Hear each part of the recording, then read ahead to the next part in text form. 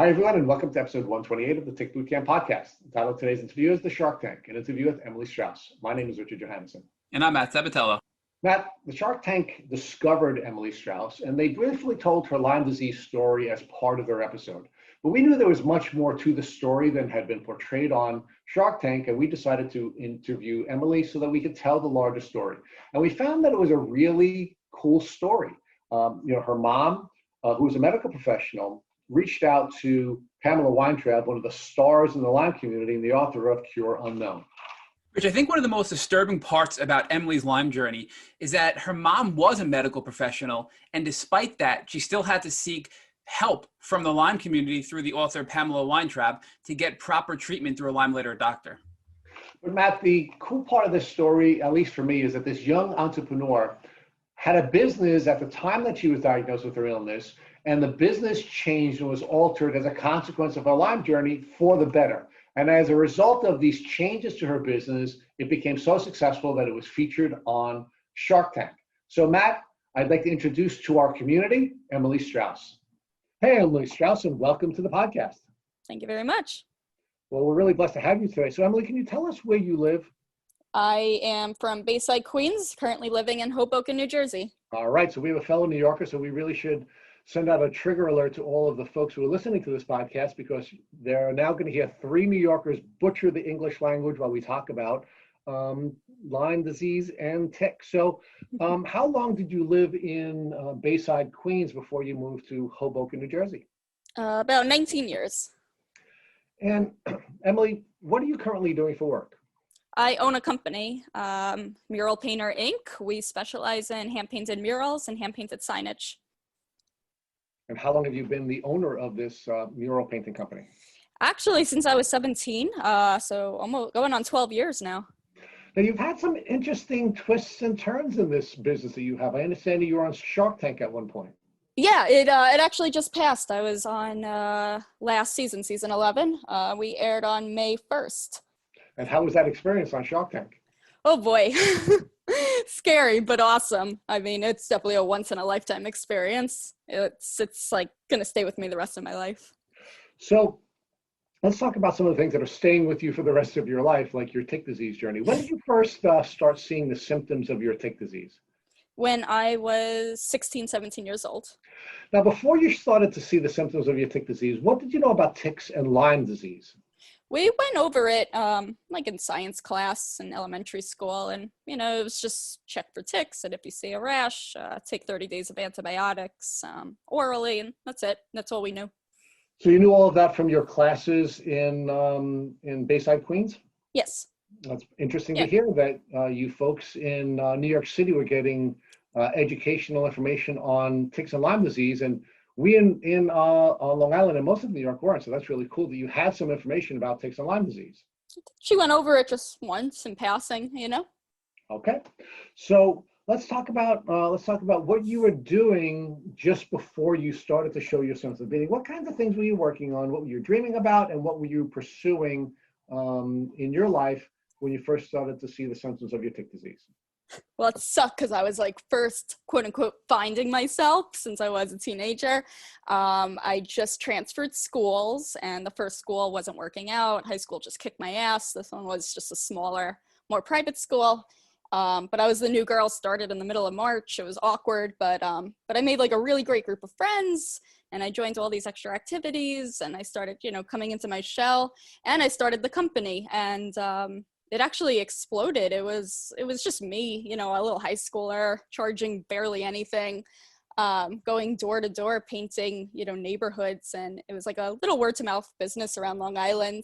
But that's exactly at 17 when it really started taking off. And that's exactly when I got sick. So unfortunate timing. It was at my prime as a teenager. So talk about how your symptoms developed and how it was interfering with this new business that you were beginning at the age of 17. I mean, it was really strange. I was fine. I was carrying ladders around. I was in school. I was doing this, that, and everything. And then I got some headaches here and there, but I didn't think anything of it. And then one day I went to school, and at lunch I passed out, and I had a seizure. And ever since that day, like I couldn't walk. It was just like spiral from like 0 to 90 out of nowhere. It was So let's talk, really strange. so I mean, let's talk about this business you started. You started a mural painting business. Yes. And what did that require you to do? Meaning, were you painting large murals on walls? And what were you doing? Yeah, I mean, in the beginning, it was more smaller scale, like nursery rooms, people's living rooms, people's bathrooms, stuff like that. But it was pretty physical. We had to bring all the supplies to the job sites and ladders and stand on your feet for hours a day painting. And you were able to do that for some period of time when you started this business, and then you started to get sick. So talk about how your symptoms were developing and how this event that resulted in you having a seizure impacted this developing business. Could you elaborate on that? Yeah, so you were able to go to different people's houses and you were able to, paint these murals, and now you started to get sick. Was your illness preventing you from getting more work and doing the work that you were getting? Yeah, I mean, it was to the point where I couldn't even pick up like a paintbrush. I couldn't do anything. My parents had to bring me food to my door. I was completely bedridden. So it came to a complete halt. So how did you go from being an active gal who was clearly precocious and starting her own business and getting adults to pay you money to do work at their house to now being bedbound? How long did that take, and what was it like from the standpoint of the progression of your symptoms? How it was like is strange. You would think if that happened to them, at the very peak of their, I guess, life, it's you would think you'd be devastated and depressed, but I was just so out of it that it was like just going through the motions. Like, I remember the day my mom knocked on the door and said, like, listen, you missed too many days of school. I called the school. You're just not going to graduate. You're going to have to get a GED at some point. And my reaction was just like, okay, sure, fine. I just want to go back to bed. It was strange. It was like me, but not me. It was just a zombie of myself. And then as symptoms progressing, it was from 0 to 90, but then after that, every day was like a new symptom. All of a sudden, we'd be at the neurologist's office, and all of a sudden we'd be at a cardiac appointment because I would have palpitations, and every day was a new symptom for maybe like a year. So you were 17 years old at the time that this was all happening, and you said it went from 0 to 90. So that meant you went from no symptoms to seizure in a very short period of time? Correct. Like I said, a couple of headaches here and there, but nothing crazy. So your mom and dad, I'm assuming, were getting more concerned about first your seizure and then the other symptoms that were developing. Were they taking you to doctors? Yes. So, we went to the doctor immediately. We went to the hospital, and they said it was too late to do any sort of scan to see if it was a seizure because it wouldn't show up because too much time passed. They sent us home and said, just monitor her. And I stayed in bed for a week and didn't see any doctors, just kind of saw if like maybe it was a flu or something. And then I came down the stairs, and I guess I passed out a little. I fell down the stairs, and my mom is a personal trainer, so she was seeing a client who was like, her gym is in her basement. That's probably an important factor. So I was going down the stairs, and they were coming up from the basement. The session was over, and the client that she was training is a nurse, and just took one look at me and said, "Oh my God, you have to take her to the hospital now." And then I did, and that's when I started getting blood work done, and that's when they started taking it more seriously, I guess. Emily, do you recall a tick bite or any sort of rash that would resemble a bullseye rash looking back now that you may have had earlier when you were a child? I did.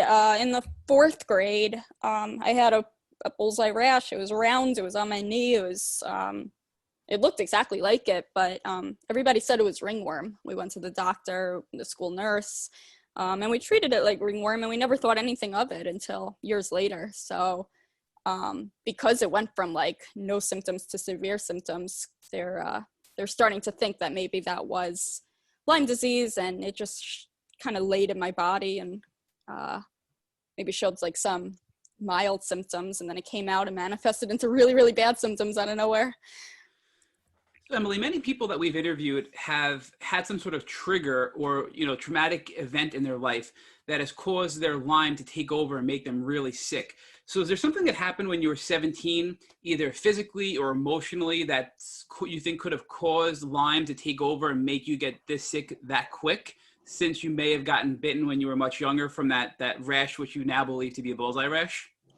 I don't think so. I mean, I went through a lot as a kid, but that was the happiest I've been. I had a boyfriend and I was joining all these activities and I had my business. I mean, maybe if anything, I was overexerting myself, working and going to school, but I can't think back of anything.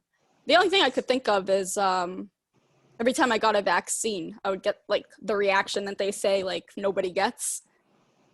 But it wasn't like pinpointed to like that month that it happens, Right. And certainly a lot of stress, a lack of sleep. You're running a business, you're in school, and now you're having an adverse reaction to a lot of these vaccines, which could have been a reaction potentially that you were reacting poorly because you had Lyme in your system. Yeah. Do you think that maybe this was just a boiling point, or the pot boiling over effect that many people describe with Lyme disease? Yeah, it could have been that, or it could have been, your body, especially as a woman, just changes a lot at the age of 16 and 17. So maybe that's how it came out. I mean, we'll never know for sure, but like I said, nothing traumatic happens necessarily. So Emily, talk to us more about the first time you were in the hospital when you had the seizure, and they said they couldn't really tell because it was over and they sent you home. They didn't run any blood work or do any sort of testing at that point? They just sent you home the first time? No, I wasn't even in a gown or anything. We were in the waiting room, and then we just spoke to somebody like in the triage area, and that was it. So no MRI, no blood work, no Nothing. CAT scan, no examination. Wow. No, they said it could be teenage angst or my body changing or a migraine or I passed out and it looked like a seizure because sometimes you twitch. And there's nothing. Yeah, I didn't eat my lunch, like, my blood pressure went down, like things like that, they said, because I'm skinny. Yeah, this is just really unbelievable. And we've heard from many other young females who have told us that they believe their gender has played a role into their illness being dismissed. Do you think the fact that you were a young, healthy female maybe contributed to the fact that they dismissed you at the hospital? Absolutely. I mean, then and even after like the series of testing, we got that feedback a lot from neurologists, from this specialist, from that specialist, saying, privately to my mom, like, she's a teenager, teenage angst, the girls go through a lot, they want attention and everything of the sorts. So why do you think when you went back to the hospital after you fainted walking down the stairs that the doctors there at the ER took you more seriously than the first time you went after the seizure? I mean, at that point, I wasn't my giggly self. I was, I couldn't even like walk into the hospital. I had to like have my mom hold on to me. So maybe that's why they took it a little more seriously. I had dark circles around my eyes. I mean, I just looked bad, and I was in bed for 5 days previous to that. So my mom was a little bit more hysterical, pushing the doctors. And she has a medical background too, which really did help quite a bit. She knew like what questions to ask and how to get attention from the doctors. Do you think that, Emily, do you think that if your mother wasn't there with you and advocating for you and pushing for you, that they would have even ran any tests the second time at the hospital? It's very possible they wouldn't. We waited for like 10 hours just to get a blood test, They would have just forgotten about me probably. And how long were you in the hospital for at this point? So you passed out, you're back at the hospital again in a very short period of time. They run some blood work. Did they do any other tests? They wrote a script to follow up with a neurologist for an MRI. They couldn't do it that day. But no, that was it. It was 12 hours in the hospital of IV fluids and just waiting on somebody to give me a blood test. Did they have the on-call neurologist come in to evaluate you at the hospital? I don't remember. It's very possible they did, yes. So talk to us now. You're in and out pretty much same day, the second time at the hospital. You're going to follow up with the neurologist, but then you happen to get your blood work results, and your mother's going through them. So walk us through what happens next after this hospital visit. Okay, so we got a script to see a neurologist, and maybe 2 weeks later, we went, and it was a really long wait, and my mom, I guess she was just bored, and she started opening like the folder of things that she was collecting, some information about my symptoms. And in there was a copy of the blood test that we got from the hospital. But when we got them, we were told that, oh, everything's normal and just follow up. So she didn't question it. She didn't even look at it. She just folded it and put it in her folder. But then she looked at it and it said Lyme disease positive in huge bold letters. So when we finally went into the neurologist's office, she goes, what the hell is this? They told us everything was fine in the ER and this is saying this. And the neurologist said, oh, the ER doctors probably didn't want to worry you. It always says positive, but it's false positives. And that can't possibly be what's wrong with her. And yet you're from New York, one of the areas where Lyme disease is just running rampant, and they don't even consider that you tested positive on the ELISA portion of the test.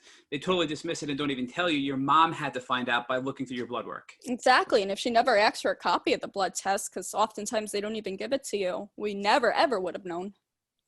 So you clearly had the symptoms of neurological Lyme disease. You were fainting, you were having seizures, you had cognitive impairments, you were having trouble with your memory. What other symptoms were you having at that time that could have been correlated to Lyme that the doctors just totally missed the boat on? My eyes were completely black. My joints were all swollen, like really swollen. I look back at pictures and like my ankle had like 3 rolls on it. I was just in a lot of pain, a lot of migraines. Migraines was a big one. That actually kind of subsided over the years, but that was a huge one at that time, where I couldn't look at the light. I was just in like dark rooms for days on end. But yeah, more the neurological stuff was like a big factor. I went from like being a straight A student to not being able to read properly. And nobody cared. Nobody even like talked about that at the doctor's offices. And we've heard all of these symptoms from so many other guests that we've interviewed, and yet nobody thought Lyme. Your mom thought it. So now you're with your neurologist, and your neurologist is defending the ER doctor by saying, oh, everybody tests positive to the ELISA. It's just probably a false positive. Did he then follow up with the Western blot test to see if you actually had Lyme disease, or did your mom have to push him and be a little aggressive to get you further testing? No, she didn't do anything except tell us that it's teenage angst. That's all she said. And then my mom went home and did some research, and because she has the medical background, was reading that there's a Western blot test, which is a little bit more, sensitive. And so she called my pediatrician, who knows nothing about this, and just said, please help us, just write a script for us to get this blood test. So we went in and got another blood test just for that. It came back and all the bands were lit up, but my pediatrician had no idea how to read it. So together, we all just sat on the computer and we're looking up like which band means this and which band means that. And we kind of diagnosed ourselves, like we diagnosed it ourselves. So I have to say, looking at your story and listening to what you're telling us, it seems like if it weren't for your mother, you would have had a much longer diagnostic period than you actually had. Would you agree? Absolutely. My mother, and I don't know if you're familiar with her, but Pamela Weintraub as well. She wrote Cure Unknown, the book. Yes. So was that a friend of your mother's, or is that just somebody that had influenced your mom by reading her book? It was somebody who influenced my mom. So after she, was my number one advocate and did everything she can to get me the help I needed, it just wasn't working at all. Nobody was giving us the right medication. They said I had a sinus infection and gave me antibiotics that we later figured out is like not meant for sinus infections. It's for Lyme disease. So the doctors were like, didn't want to lose their medical license. We were just learning about that whole side of everything and writing weird scripts to treat me under the books, but then they never answered their phones. It was a mess. And so she just wrote a letter to Pamela Weintraub, just like help, an email actually, thinking that she'll get no response. And she did. And she was like very, very helpful and pointed us in the direction of Lyme literate doctors that we knew nothing about at the time, and gave us the names and numbers of everybody. And that's when we finally got in the right hands of a Lyme literate specialist to get, more aggressive treatments and blood tests and proper diagnosing. I just want to focus more on something you said there, Emily, that you were diagnosed with a sinus infection, yet your doctors prescribed you with antibiotics used to treat Lyme, not for a sinus infection. And looking back, you now believe that your doctors were doing this to protect themselves from lawsuits for treating Lyme disease. It had to be the case because after it wasn't the MRI, it was the CAT scan. They didn't show us the results. They refused to, but they said, oh my God, she has the most severe sinus infection up there, and we have to use very high antibiotics to get it to the brain. And that's what's happening. It's not Lyme disease. But it was so inaccurate to what we were researching, my mother and her doctor friends and just everybody, like all of her colleagues, because she is in the medical field. But it was accurate for like late stage Lyme disease when we were learning more about that. So that's our conclusion. We think that was actually a good doctor that just was winking us.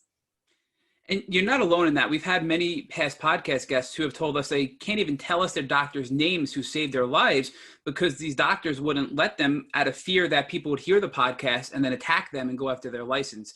So walk us through now. You're at your primary care doctor who really couldn't even read the results of the Western blot test. Together, you, your mom, and your doctor realize, wow, this is another positive Lyme test. Do you now treat with your primary care physician, or do you seek another doctor to properly treat you for your Lyme disease? No, I mean, he was a pediatrician. Unfortunately, he did pass away, but we were able to move after the neurologist who gave us the sinus infection medication. We didn't know anything about Herxheimer reactions. That was all new. So we thought I was just getting worse and worse and worse, but it was really the antibiotics working. And then after my mom's cry for help email, we got the information from the Lyme literate doctors, and then we started seeing Kenneth Ligner. Yes. And yeah. And so, go ahead. So looking back, is this the same neurologist that told you it was just teenage angst that then ran the CAT scan to determine that you had these sinus problems, or was it another neurologist? It was another one. I don't know what his specialty was. I think he was an EMT maybe, because I had so much like facial side effects. I don't remember. It was so long ago. We searched so many doctors. And that's totally understandable. I mean, you end up seeing countless doctors you can't even remember by the time you're finally, through the Lyme disease. So again, I just can't help but think that if it weren't for your mom and your drive to fight and finding the proper connections in the Lyme world on the internet and reading the books and the literature and then finding a Lyme literate doctor, you may have never gotten proper treatment for Lyme disease. No, I wouldn't have. And it was just so shocking. I mean, it was a complete underground world. Like reading all this, we thought like, oh, it's just another, little disease. And we were actually so happy when we found out that it was Lyme, because we thought, oh, I'll just take antibiotics. It'll be great. At least it's not cancer or something like really, really bad, or MS. And then we just started researching. And it was like, oh my God, like what kind of world are we entering and what kind of journey ahead? But we would have never known any of that information if it wasn't for my mom staying up all night, just self-researching everything. So now, you're at your second neurologist. They perform this scan. They identify that you have quote unquote sinus problems, which we now believed that they kind of knew it was Lyme at the time. They give you, was it IV antibiotics or oral antibiotics at this point for the sinus infection? It was oral. Oral but antibiotics. it was like 8,000 milligrams of amoxicillin 2 times a day. It was like insane, something crazy like that. And you mentioned that you started to have an immediate Herxheimer reaction. When you reported this back to your neurologist, what was the feedback from your doctor at that time? Oh, he fell off the face of the earth. Like there was no talking to him. That's why my mom ended up like emailing Pamela Weintraub saying like, I hope you answer this help. And that's how we found Kenneth Ligner, which was a 3-month waiting list just to get in. So for 3 months, I was just like spiraling without any doctor at all. So Emily, did you stay on the oral antibiotics even though your neurologist wasn't really responding to you, or did you stop the antibiotics and then wait to get in with Dr. Ligner? We took the whole course, but no refills or anything like that. So there was a time period while we were waiting of just no medication at all. Do you recall how long the antibiotics were prescribed for? So how long you were on these high dose oral antibiotics, the amoxicillin? I think it was just for 30 days. It was so long ago, but I'm pretty sure. So now talk to us what it was like finally getting in to see Dr. Ligner and compare that to your experience with other doctors, your primary care physician, your pediatrician, the first neurologist who told you you had teenage angst, and now your second neurologist who pretty much ghosted you because he didn't want to help you. And now you're finally seeing a Lyme literate doctor. How is this visit different than every other visit you've ever had? It was an eye-opener how corrupt the whole problem with Lyme disease and the doctors really was. I mean, we were just reading about it and we knew nothing about it before this experience, and then seeing it firsthand. I mean, we had to drive 5 hours in the middle of nowhere, and it was like make a right, make a left into the woods, and there was a house, and it was like the back door of the house, and it really was like the big wake-up call of, oh my God, like what is happening over here? Like, why is just one disease like so crazy to treat that these doctors are literally in hiding? was also expensive. That was a difference between him and other doctors. That was really rough on my family, you know, having to pay so out of pocket for the right treatment. But his approach, you know, he talked about the co-infections that nobody talked about. He talked about what to expect and the Herxheimer's and, you know, the road ahead of me, which nobody really talked about, putting things in perspective. And I'm the type of person, even as a kid, I like to be in control. I like to be given just the bad news and know what to expect. I don't like surprises. I don't like, you know, not the unknown. So he was a perfect doctor for me, and he ran a lot more tests and confirmed it was a lot, like big Lyme disease. He did, I forgot what it was, but because IgM and IgG, where he saw like the numbers, like high is like 1.9, I think, or something like that. And mine was like in the eights or something like that. It was like, he was able to measure like how severe it was. Nobody was able to do that. And he did all the co-infection tests, and I came back with Babesia and Ehrlichia and a couple of other ones. So now that you finally have this diagnosis, definitive diagnosis of Lyme and Babesia, what was the treatment plan prescribed by Dr. Liegner at this point? He didn't do IV antibiotics right away. He did like a cocktail, like 3 different types of antibiotics, and he pulsed them, and he did Mepron, and he did like some supplemental support. And I did that for actually 2 years.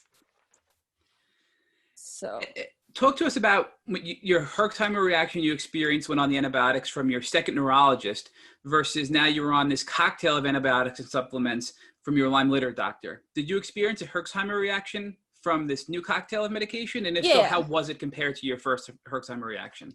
It was the same or even worse. They were bad, but I guess I got used to it.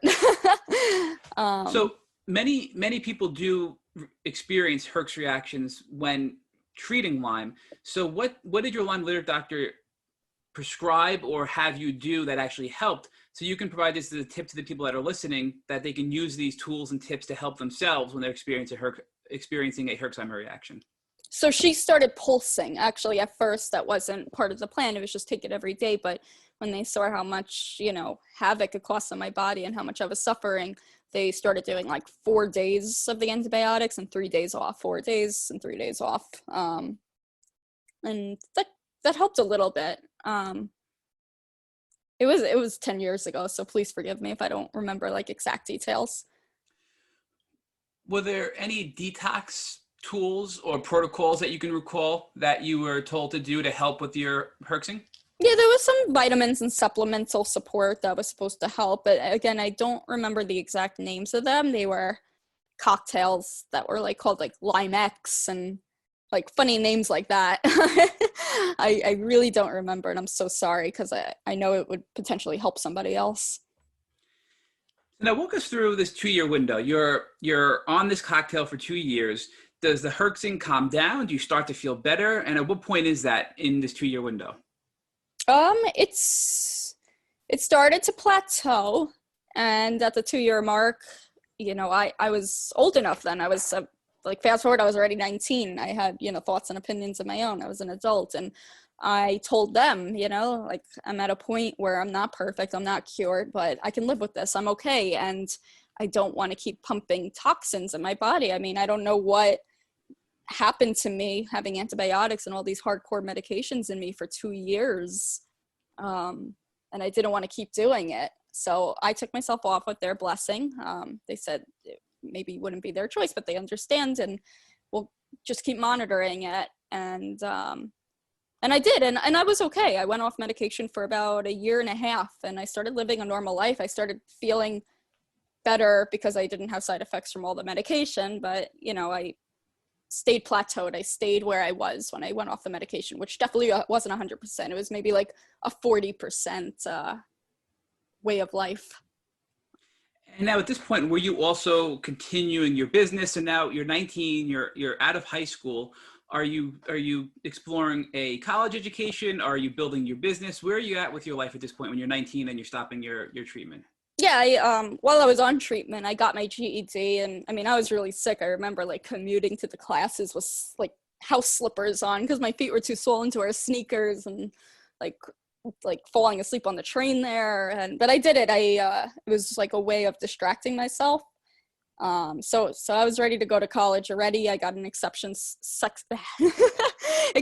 letter to FIT. So I started classes right away there. But funny story about that is, so when I was 17, I kind of threw a website together with my family friend. He's a web developer, and he kind of did it for me for free, like very quickly during a barbecue party. It was just a small website, and we abandoned it. Nothing, we put it on the web and forgot about it. And at 19, that's when, like, if you're familiar with Williamsburg in Brooklyn, and just all of these like trendy neighborhoods were gentrifying, and murals became like a very popular trendy thing to do. Like hand painted signs was like more desired than putting up vinyl.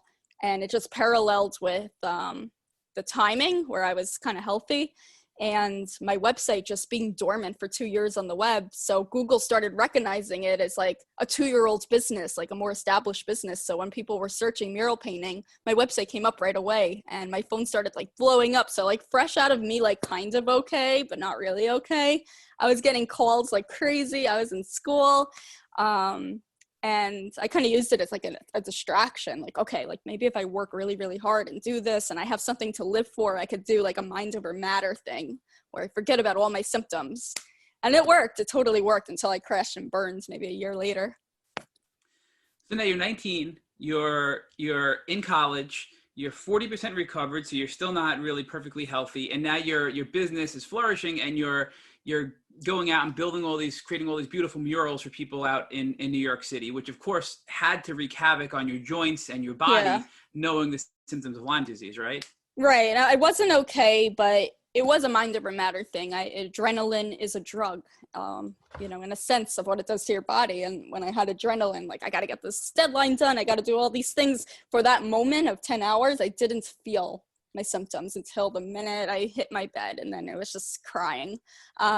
But again, I don't want to say blessing in disguise, because nothing about this is a blessing, but it forced me to, start delegating, which is something, I'm a control freak. Like, what do you mean other people are going to paint my murals? But I realized, like, I can't do this myself. I have to accommodate for everything that my body is, going through.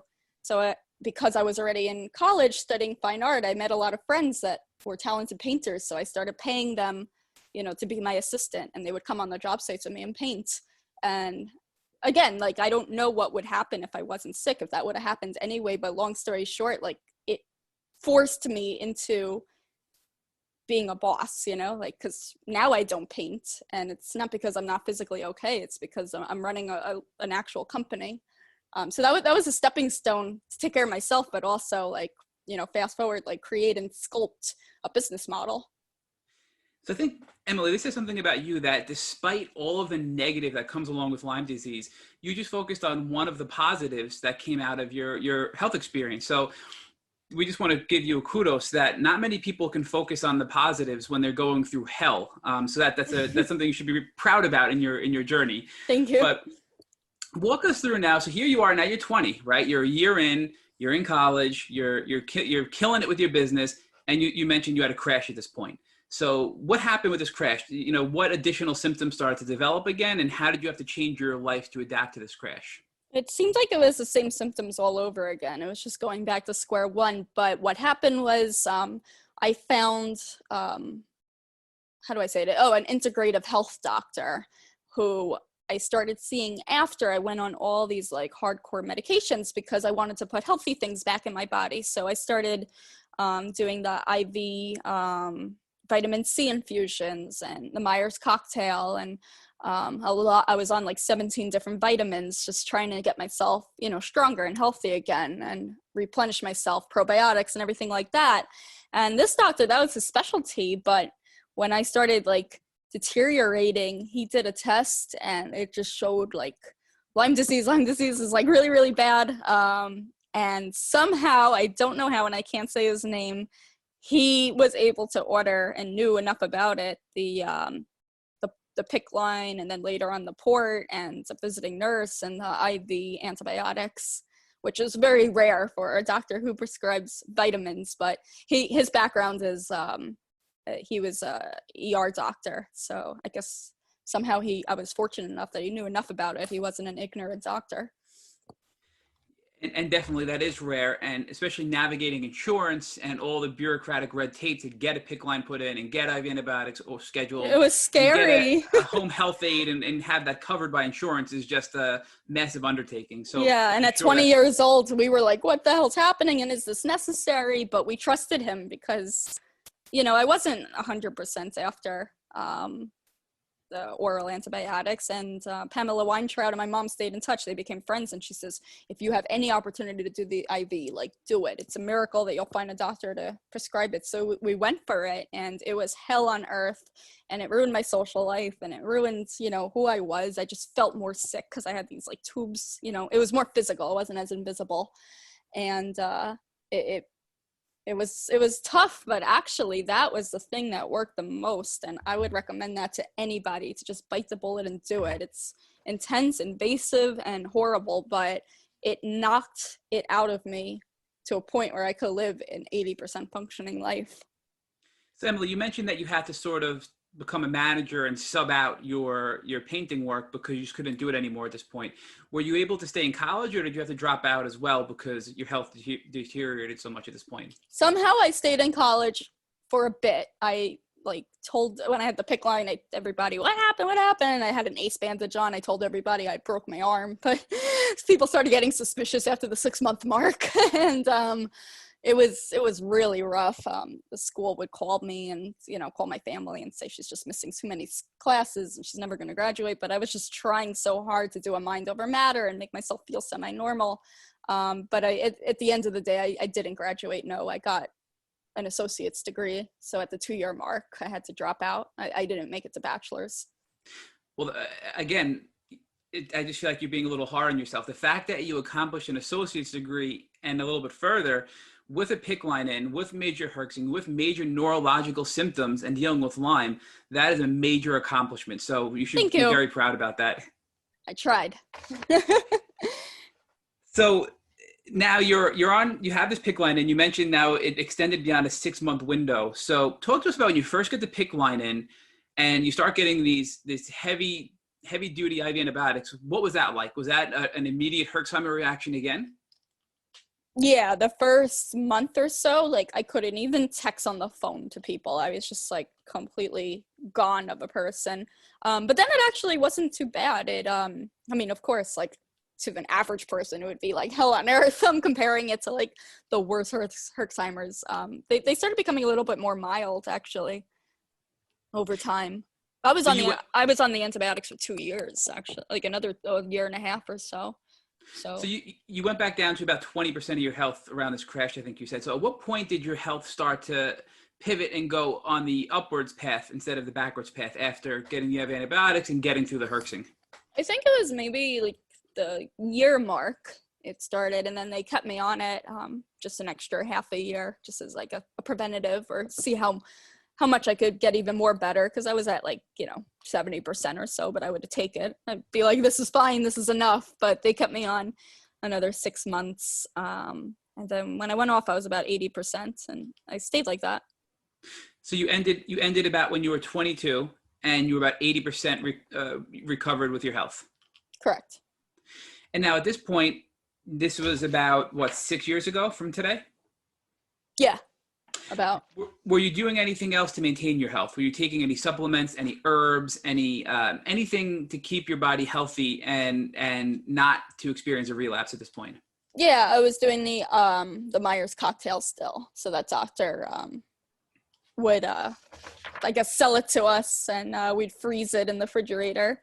And before my visiting nurse left, she would infuse me in that once a week or so, and that definitely helped a lot. It gave me energy again. It made the swelling go down. I would recommend that to anybody. How long did you stay on these Myers cocktail IVs after you finished the IV antibiotics? I think I still do it to this day. Not as often, maybe once every couple of months, or if money's, an issue, I kind of use it as when I start relapsing or having a flare up, I'll go there before it gets really bad. And it kind of puts a Band-Aids on the symptoms for a bit. But I still do it. You had your PICC line removed after the 2-year window with IV antibiotics, and then you would just have either the home visiting nurse or you'd go to the clinic and then get them administered via an IV at the clinic, it sounds like. Yeah. Well, I have a port still, so they could administer it through there. I never got it removed, but yeah. So you've had a port since the you were 20? The PICC line got infected because I was still painting murals and doing things that I definitely wasn't supposed to be doing, not keeping it clean. So they said enough of this, and they went in and put it inside. At what point did that happen with the infected PICC line? Was that when you were still on the IV antibiotics, or when you were after the fact, when you were on the supplements? No, it was during. So since then, you've pretty much just been on this IV cocktail as needed, and you've been able to maintain your health at 80% since you're 22 over the last 6 years? Yeah, I did have a relapse. I still have bad days, and I still have flare-ups that maybe would last a week where I'm limping around the house and, where I'll pass out here and there. But I can live a normal life. I work, 8 hours a day. I cook dinner. I clean the house. I'm okay, and I guess you get used to it. It's like the new normal.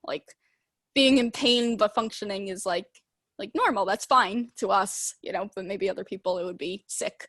But I did get a relapse with I got diagnosed with trigeminal neuralgia, which I was actually hospitalized for 5 days because of it. That was kind of recently, so I had a year of back and forth with that, which really affected things because I couldn't get the medication right, and there was side effects from that. But the theory with that, because it's so rare, is that having the neurological Lyme disease for so long just made my nerves susceptible to developing this, and that's going to be a forever thing. And nerve issues are common, unfortunately, with neurological Lyme disease. But so when what kind of medication were you prescribed, or what sort of treatment were you prescribed for these nerve issues that you had when you had this relapse? We started with gabapentin, and I took it as needed until it just started. I had a really bad episode, and I just couldn't maintain, I couldn't get it down. I started taking a lot of gabapentin, and it just stopped working. So in the hospital, they just started trying all kinds of new different things, and I forgot what the drugs were. I was so dazed, but they were too much for my little body. I would sleep for days. I would be dizzy. I would just feel so drugged. And they finally figured out Lyrica was the best one for me, where I kind of got used to the side effects. The side effects went away after my body adjusted. And it does the job. I take it every day as a preventative and a seizure preventative, and I could double it up if I'm having an episode with it. And thank God they figured it out. But yeah, that one works the best for me anyway. So Emily, talk to us about the symptoms you're experiencing and how Lyrica has helped those symptoms. So people that are listening that may be experiencing issues with their nerves as a result of neurological Lyme, if they're looking for something to try with their doctor, they could potentially look at Lyrica as an option for themselves based on your experience. So what were the symptoms that were most severe that now Lyrica has helped you overcome? For trigeminal neuralgia, it was literally getting zapped in the face. So it was an electrical current that anytime there was a sense of vibration, it would zap my eye and in my nose and in my mouth and in my cheek, in my head. And to the point of screaming almost. And it would just be a little bit, maybe 10 minutes it would last, and then it would go away. But once it started manifesting and getting very bad and out of control, it would be days and days and days of it not letting up. But then when I started taking the Lyrica, it went away, but it also helped, even the gabapentin, it helped with symptoms with my Lyme disease that I didn't think was an emergency severe. I have to go on another medication for. I figured I could just, live a life with it. But now I feel so great. I'm oh my God, it's gone. And that helped with the nerve pain that, maybe some Lyme patients would experience in their legs and their feet and their toes and their hands. So it took care of that too. And it's also a seizure preventative. So if any Lyme disease patients suffer from seizures, it definitely did the job. I haven't had one in a year. So let's put this into perspective. When you give us an idea of one of your worst symptoms that you had when you're at your worst, and something you're doing today that you never imagined you could be doing when you got sick. So your worst symptom, and now something you're doing today that is something that is just inspirational that you never thought you could do with Lyme disease. I guess my worst symptom is like those pain episodes. I don't know what to call them, but for those listening that went through this, you totally know what I'm talking about, where you're just like, your body's like convulsing, but you're awake and you're just like screaming and screaming in pain. And it looks so dramatic, like out of a movie. And you just think, how could it possibly like be like this? That was the worst. And now, I mean, I have a construction background. Like I can put up drywall. I can run up and down job sites, staircases with, buckets of supplies on my back. And I'm very physical. And that's something that is the polar opposite of going through something like this. And I think I do that just to overcompensate for all the years that I couldn't pick up anything. Like I'm going to the extreme, like just to prove it to myself that like I'm capable, I'm okay. So Emily, now that you've gotten to this part of your journey, looking back, were there ever times where you believed or your mind was telling you that you were not sick? Yes, yeah. And it was whenever I was doing physical work. So physical work was adrenaline to me, and that's the moments that I would forget about it because I was distracted, and I literally was like full of adrenaline. Like, let's do this, let's do this, let's do this. But the minute you stop, it goes away. But I don't mean just those brief moments where you were feeling better because you had the adrenaline or other feel-good chemicals running through your body. But was there ever a time you even doubted that you were sick at all?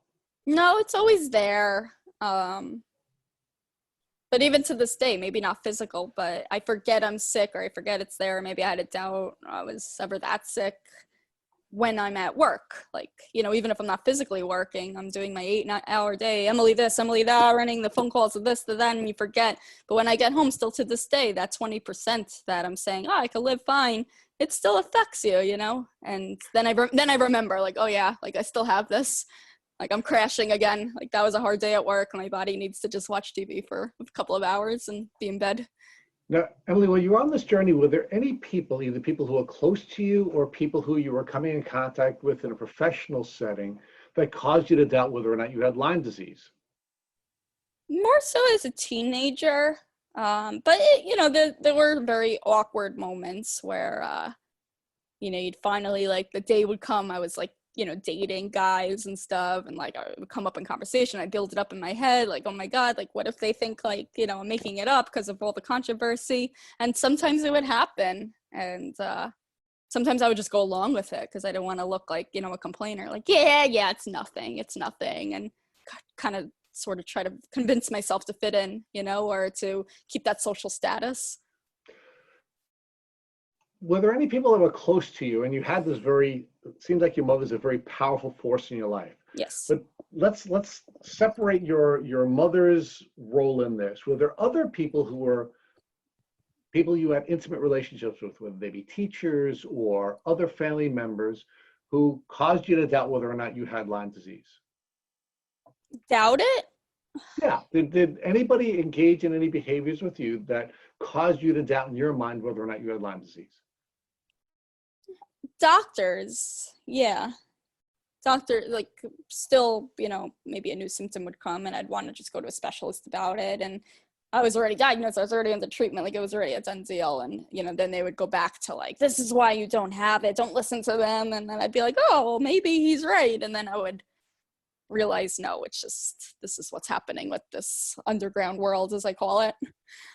So, Emily, you used a lot of different types of treatment protocols. And at one point you even stopped using antibiotics altogether. What caused you to do that? And were there forces either in your head where you doubted whether you needed the treatment or whether it was working, or were there people outside of your own head that were discouraging you from believing that this treatment protocol was working? Yeah, I mean, I did at one point, just because it's lonely and you can't talk to anybody about this. Like, I did engulf myself in what I call like the Lyme disease community, which is like Facebook groups. And I actually went to Washington, D.C. and got to meet some of them at a rally one year. And I made some, groups of friends online, and I just saw them like going broke and doing all these like intense like experimental treatments. They would go to Germany and they would, do the bee stings, you know, because the venom's supposed to help, and just all these controversial things, then they wouldn't get better, and they lost their house, and all these things that happened. And I just told myself, you know what, I'm becoming a believer that it's never going to be 100%, and I'm okay with that. I've gotten used to being sick. You know, it sucks because 80% sounds great, but trust me, guys, like, you know, it sucks sometimes. It really, like, I miss events, like, it sucks, but I'm okay with it. I'd rather live an 80% life than go broke and always feel like I'm chasing something better and being discouraged and doing havoc to my body, you know, because they're drugs. There's side effects of that too. It can make you infertile, and it could cause, you know, all these things. I had to get my gallbladder removed from all the medication, and, you know, all these other side effects that has happened. And I just told myself enough's enough. So, Emily, were you concerned about taking on the identity of a sick person and Yes. that preventing you from ultimately continuing on your healing journey and living the life you wanted to live? Yeah, that actually, you hit the nail on the head there. That took effect too. You know, the minute I started, you know, meeting a boyfriend or getting a job or not wanting anybody to find out because of something substantial happening in my life at that time, I stopped taking my medication. I hid it even more. I just pretended like it didn't exist. So talk to us about the sick identity and the impact that was having on your treatment. Meaning, did you stop treating because you didn't want to have this identity, or did you stop treating because you didn't want other people to know that you were somebody who was dealing with these challenges? Can you repeat that? So sorry. Yeah, so I want to explore with you the sick identity that you did not want to assume. Why didn't you want to assume a sick identity? Did you not want to assume the identity of somebody who was sick because you thought that would interfere with your ability to ultimately heal? Or did you not want to take on the identity of a sick person because you just didn't want to be someone with Lyme disease? You just wanted to be a normal person, and you wanted to do the things that a normal person would customarily do, like have a boyfriend and have a job and those kinds of things. I think both. I didn't want anybody to know because I didn't want them to look at me differently. I wanted them to see Emily, not the sick girl. And, you know, you're at that awkward stage, 21, 22, where everybody just, you know, I don't know how to describe it, but it matters. And so I just wanted to be normal. I don't want to be judged. I don't want to scare people away, I guess, like, scare guys away, if I must be blunt. But then in addition to that, I feel like if it was any other disease, maybe I would have been a little more open about it. But I wasn't, and I was very secretive about it because I was afraid of that feedback that I would get of, like, Lyme disease doesn't exist, or, oh, that's it, oh, that's nothing, you're fine. And you don't want to go, well, you know, you're not fine, it's more than what you hear, you know, taking 30 days of antibiotics, like if it's late stage. And you just don't want to get into that because it just makes you feel insignificant. And there's been moments where I said it, and that's their reaction is, you're fine, like, don't be so dramatic. And I would just go, yeah, you're right, okay, you know. It's just, and it feels awkward. So I'm like, you know what, let me just not tell anybody anything. Like, I don't want to feel like I'm a crybaby just to get that feedback. So now, Emily, where is this coming from? Because it sounds to me that you were allowing sort of opponents to your successful treatment of your disease to interfere with the treatment of the disease. Is this something that was coming, you know, to you from your own mind? Or were there people in the world who were causing you to believe that if you were open about your disease, that that you were not normal? It was people that if I was open about it, I was not normal, that I was a burden, and that, you know, oh, it's nothing, you know, she's just a crybaby, which is something that is the opposite of what I want to have happen, which is why I'm, you know, I don't really talk about it or complain much anyway. So it's like my worst nightmare hearing that. But that was more about like being secretive about it. They didn't have an impact on why I stopped treatment so early. That was more just because I still don't believe that there's ever going to be a 100% for those trying to achieve it. I don't mean to sound discouraging. I'm actually very positive with it. You know, I encourage people to get treatment and be your own health advocate and to be better. But the stuff that the drugs do to your body at a certain point, you know, you got to give your body a rest and see if maybe you can just, you know, if you're staying okay and you're stable, maybe just cope with, you know, the little bit that's left. I take, you know, a high dose of ibuprofen when I start feeling some pain, you know, or I treat the symptoms as is, but until I start, you know, spiraling till I can't get out of bed till, you know, days on end, I think I'm okay without doing treatment. And that was my own feedback to myself. I don't know if anybody influenced that necessarily. Right. So in your mind, Emily, you don't believe that you can get better, or you cannot get back to being 100% because you believe that the treatments that you're taking are only designed to kill that which is making you sick. What if you had a shift in your mindset, and the shift in your mindset was, well, some of what I'm taking is actually building up my body. It's building up my immune system, and it's actually making me healthier, not just attacking what's making me sick.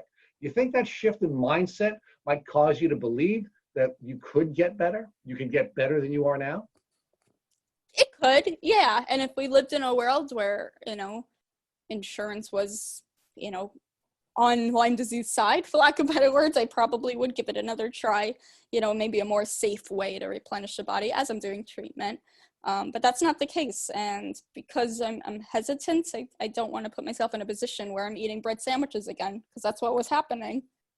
It's, these Lyme literate doctors, they're wonderful, but you could lose your house over it, and if I'm plateaued to a point where I'm okay until I'm not okay, I need to save money where I can. And it's sad. And it's even sadder for the people that weren't, having a successful business like me. I wasn't rich, but I was okay. And I hear about people that just don't have anything to begin with and they get sick, and I can't even imagine. So I'm not encouraging at all. I just, money is a topic of, I guess, your point. So let's talk about, Emily, before we get to the end of the podcast, what you believe. Do you believe that you have the right to be healthy? And do you believe that there are resources available that could make you much more healthy than you are now? Yes, but I'm scared because I know those resources would mean me getting sicker before I'm better, because I'm just familiar with that's what happens. It means it's working. And I'm not sure if I'm in a position right now to not run my company, not be at work. Like, the company would crash and burn without me is my fear. And unfortunately, I'm putting the company before myself.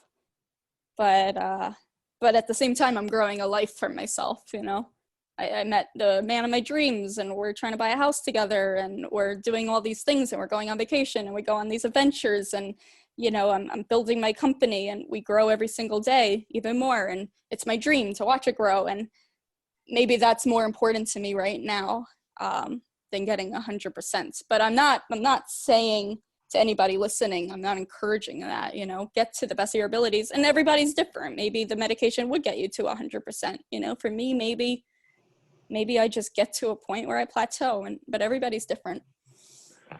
Well, but maybe there's a false conflict in your mind. Maybe you can have the man of your dreams, and you can have your house, and you can have your business, and you can have your health. And what I'm most anxious about during this portion of our conversation is you in your mind believe that you can't have your health and you can't have the life that you want, that there's some conflict between the two. And I'm going to ask you to think and pray on that a little bit more, and think about perhaps maybe there are some other thoughts and other beliefs that you can have that would allow you to have all of what you want and not settle for a status or a plateau in your health that isn't what it can be. No, you're right. I actually, I'm not going to dismiss that. I'm going to think about that for sure. Good. So, and let's stay in touch so that we can talk more about that. Thank you. And make sure that that your beliefs are not limiting your health. And we want you and everybody that listens to this podcast to believe that your health is a basic human right, and you should be pursuing that basic human right until you achieve the remission that you're entitled to and have the life that you're dreaming of. So let's talk about the transformation that you've made, because you have made great progress, and you've become a very, very successful person that's even made her way onto one of the top-rated television programs in the country. So let's talk about the transformation and the beautiful things that have happened to you during the course of this journey. I guess back to what I said earlier, it made me who I am. I don't know what came first necessarily, as the business head that I just was born with. I'm just a born entrepreneur, or all these like emotional and physical compensations that I had to kind of create for myself, which kind of went hand in hand with, starting a company. It just made me kind of prove to everybody, I guess, that like, I'm capable, even people that don't even know there's something wrong with me. It's just something like, I don't know, psychological that I carry, and it makes me work 20 times harder just to prove to fictitious people that I'm okay, and to myself, I guess. And maybe I would have been like a crazy hard worker if this never happens, but I'm gonna blame it on everything I went through, because I think that is what happens, and that is a positive. It's I'm an overachiever. I compensate just to do myself even better, just to make up for the years that I couldn't do anything at all. So you're constantly proving to your mind that is causing doubts that you're going to succeed and you're going to be resourceful and you're going to get to where you want to be, correct? Correct. And one way of looking at this, of course, is that you are forced to come up with resources that would allow you to be successful. But another way of looking at this, I'd ask you to think about, is that perhaps these are just doors that God is opening up for you so that you can bring a successful product to a much larger audience than you would if you were the gal standing on the scaffolding and painting every single one of the murals that your company would be producing. Correct. Wait, I'm sorry, can you repeat the question? Yeah, so I'm asking you to look at this a little bit differently, right? So part of the blessing of this journey that I'm certainly witnessing during the course of you sharing this with us is that you've been able to scale your business, meaning your business is doing more than just producing one painting that you yourself would be producing, but you have now created this whole business model that's allowing many murals to be painted by many people in your business. Yeah, and again, that could have happened anyway. It's so hard to know, but I actually strongly believe that it was the overcompensation of, okay, how am I gonna like fulfill all these orders coming in and I can't even get out of bed? Let me like be resourceful and figure it out, to finding my classmates and paying them a few $100 to do the jobs for me, to then looking back and saying, oh, they're doing a good job. Oh, this is a business model right there. So you take a negative with a positive, and I don't know if I would have been able to structure the company in such a positive way, or a successful way, I should say, if this never happened to me. And it has become so successful that you've even now been recognized nationally and you were invited to go on to Shark Tank. Can you talk to us about that experience? That experience was unforgettable, and meant even more to me than maybe somebody else, just because you never think that would happen to you. I'm just the girl who got a GED and still to this day can't really read a book properly, and never went to business school and barely knows what they're doing half the time, but worked hard and overcompensated a lot of obstacles, and then got invited on Shark Tank, and it just meant more than just being on TV. It just went further back to telling myself, like, whatever you did right, and you're gonna be okay, and furthermore, it's something that the business needed. It was during the pandemic, and we were at the lows of the lows, and it aired just at that time, and it kept the whole company's morale up. And I was on the set in September, maybe 7 months before it aired, filming, and that experience was also unforgettable, being on the Hollywood set and meeting them. And I grew up watching the show. I didn't miss one episode, so I'm a huge fan. And it was amazing. I have nothing bad to say about it. So now that you've had that experience, who is your favorite shark? Barbara Corcoran. A fellow New Yorker. Yes, I was fortunate enough to get to sit down and meet with her, maybe about like 3 hours at her office, and she's such an inspiration. And she went through some similar battles too, and it's just nice, from another female entrepreneur to hear that you don't have to be textbook, book smart, and everything came so easy to you to be successful. In this day and age, it's becoming more acceptable to do things a little differently and not by the books, and still be okay and successful.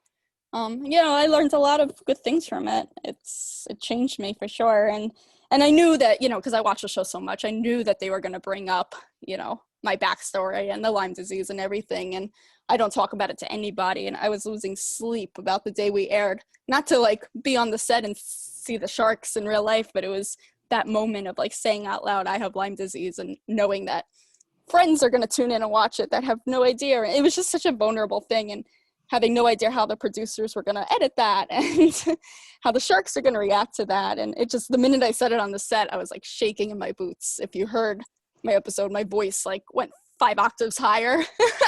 But then it was like a weight lifted off my shoulder. You know, it's like, good, the cat came out of the bag, and maybe I could be an inspiration. And I got a lot of messages after that from people from all over the world. Like, can you please tell me what protocol worked for you? My daughter has Lyme disease. I have it. You're such an inspiration. So that was really nice to see too. And has that now called you to now reach out and be a leader in the Lyme disease community so that you can help other people shorten their diagnostic and treatment journeys? I want to help people, and that's why I did this podcast, and I answer and I write emails, you know, do this and try this and call this person. I always respond to those emails, but I wish I was a little less shy. I wish I could, like, you know, go out there and really, really help people, but it's so hard for me still to talk about. I don't know why that is. Well, and you should also be inspired to do this because you're a part of the Pamela Weintraub tree now, because she took the time to help you and your family through her interaction with your mom. And now you're paying it forward by doing things like mentioning your experience on Shark Tank and doing podcasts like this one. Thank you. So now let's give you, I want to give you one more opportunity to bless all the people that you're going to be helping when they listen to this podcast by talking about what you'd recommend to folks in the event that someone they cared about came in contact with a tick. So if God forbid your mother came walking into your room while you were doing this podcast and she had a tick biting her on her arm, what would you recommend to your mom that she would do so she wouldn't have to go on the terrible journey that you've had to go on? My advice, and not medical advice, just my advice from what I've learned and what I've seen, is to just find a way to lie to the doctor. Say, you know, oh, I can't shake this head cold, anything, to get a prescription for antibiotics. Just 30 days. Nothing bad will happen to you if you take it unnecessarily, but just take it as a preventative. You see a tick bite, don't wait until you get symptoms, because it might be years later. It might show up in different ways and you don't even know. Or it might be too late and then you got to go through all this IV antibiotics. Just take a preventative course of just oral antibiotics, the same way you would for very mild early symptoms, just as a preventative. Thank you, everyone, for listening to the Tick Bootcamp interview with our guest, Emily Strauss. To our listeners, we have a call to action. First, if you'd like to learn more about Emily and her Lyme disease journey, please visit her Instagram page at Mural Painter Inc. Second, if you enjoyed this episode of our Tick Bootcamp podcast, please share it with your friends by using the social media buttons you see at the bottom of the post. Third, we here at Tick Bootcamp have created a tick bite blueprint that has been inspired by the information that has been shared with us by past podcast guests. We urge you to visit our website at www.tickbootcamp.com to view the blueprint. Please note we would appreciate any input you would like to offer us to improve the blueprint. Fourth, don't forget to subscribe to this podcast on iTunes, Google Play Music, or Spotify to get our automatic episode updates of our Tick Bootcamp podcast. And finally, please take a minute to leave us a review on Instagram or iTunes or our website. Thank you for listening.